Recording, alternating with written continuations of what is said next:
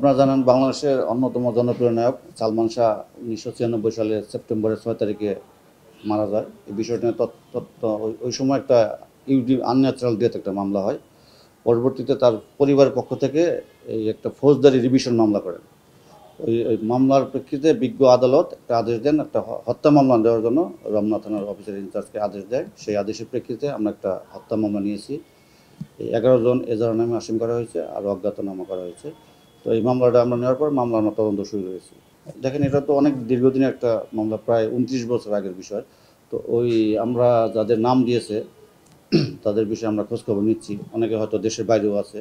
দেশে যারা আছে তাদের আমরা মোবাইল নাম্বারগুলো টেকনোলজির মাধ্যমে সাপোর্ট নিচ্ছি আর কি, তাদের অবস্থান শনাক্তের চেষ্টা করছি।